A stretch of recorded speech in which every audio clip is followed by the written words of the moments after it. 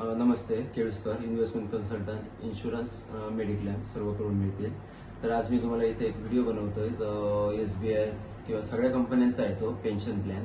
आज कसं 2004 नंतरच्या स्टाफना काही पेन्शन वगैरे गव्हर्नमेंटने बंद केलेली आहे, तर ती लोक आपली ह्या फंडमध्ये गुंतवून चांगल्या प्रकारे रिटर्न घेऊ शकतात.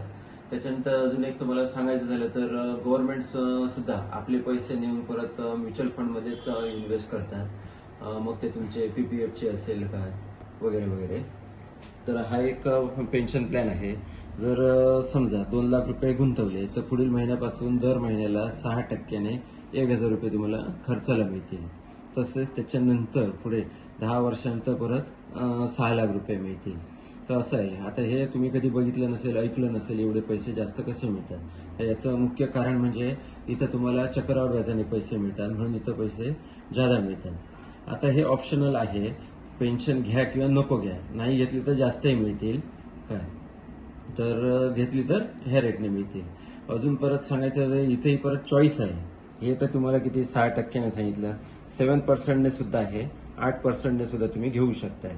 पण आम्ही कसं एक कमीत कमी मागच्या व्हिडिओमध्ये मी सांगितलेलंच तुम्हाला की म्युच्युअल फंडच्या हिस्ट्रीमध्ये 14%च्या खाली कधी दिलं नाही. तर त्याच धर्तीवर हे डिझाईन केलेलं आहे. तरी ते 14% खाली जाऊन 2% लेस जाऊन आम्ही 12% कन्सिडरेशन केलेलं आहे. त्यापैकी 6% आम्ही लगेच पुढच्या महिन्यापासून खर्चाला देतो आणि पुढचे 6%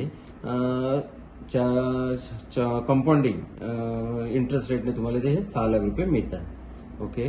तर आता ह्याचं तुम्हाला पटणार नाही. ह्याच्यासाठी एक उदाहरण देते तुम्हाला.